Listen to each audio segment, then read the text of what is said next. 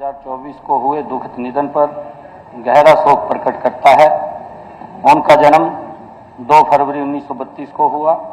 उन्होंने वर्ष 1954 में ऐसे जैन उच्च विद्यालय अम्बाला शहर में विज्ञान अध्यापक के रूप में शैक्षणिक जीवन की शुरुआत की। वर्ष 1965 में मुख्य अध्यापक के पद पर पदोन्नत हुए तथा 20 मई 1994 को प्रिंसिपल के पद से सेवानिवृत्त हुए। वे वर्ष 1996 में हरियाणा विधानसभा के सदस्य चुने गए।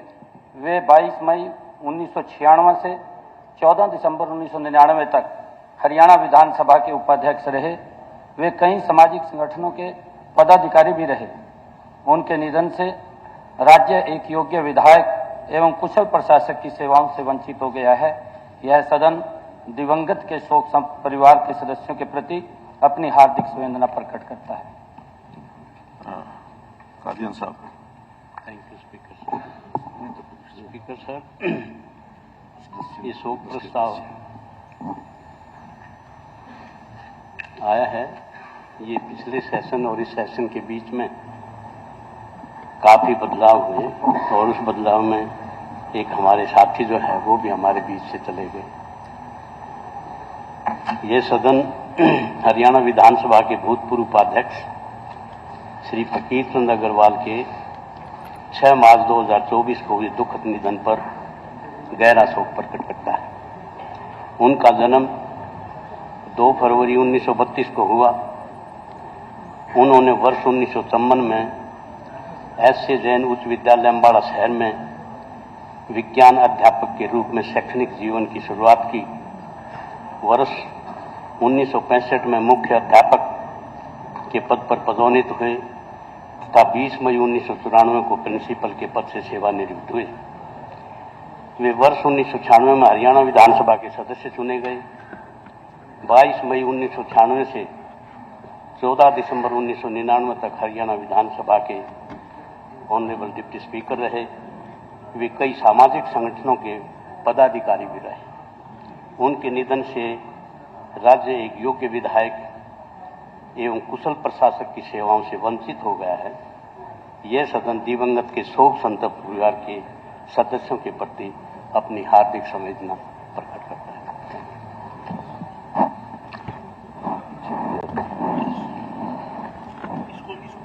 माननीय सदस्यगण, माननीय मुख्यमंत्री जी ने इस सदन में जो शोक प्रस्ताव रखा है और प्रतिपक्ष के हमारे माननीय सदस्य ने जो अपनी संवेदनाएं प्रकट की हैं, मैं भी अपने आप को उनकी भावनाओं के साथ जोड़ता हूं और शोक व्यक्त करता हूं। मैं परमपिता परमात्मा से प्रार्थना करता हूं कि वे दिवंगत आत्मा को अपने चरणों में स्थान दें।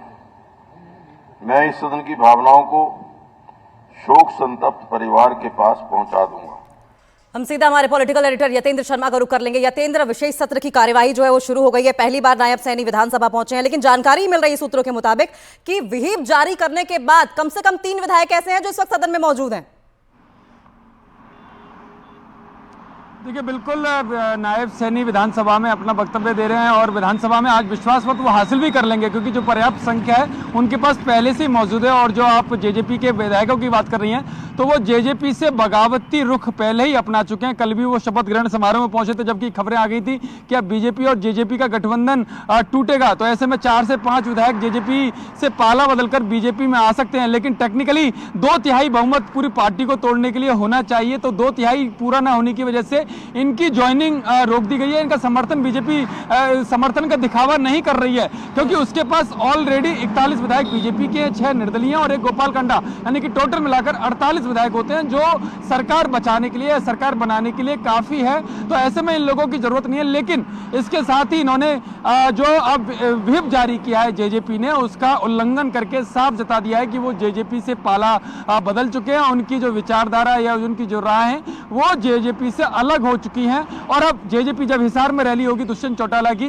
तो वो इस बारे में साफ अपना रुख करेंगे कि आखिरकार वो किस तरह से अब गठबंधन से अलग होने के बाद किस तरह का रास्ता अख्तियार करते हैं। लोकसभा की जो 10 लोकसभा सीटें हैं, जहां वो बीजेपी से 2 से 3 सीटें मांग रहे थे, क्या अब वो अकेले दम पर 4 से 5 सीटें लड़ेंगे या सभी 10 लोकसभा सीटों में वो अपने उम्मीदवार उतारेंगे। अब से कुछ देर के बाद स्थिति क्लियर हो जाएगी, लेकिन इतना तय है कि जो जेजेपी के बागी विधायक है वो अपने रुख पर कायम है और उन्होंने व्हिप का उल्लंघन करके विधानसभा में पहुंच गए हैं।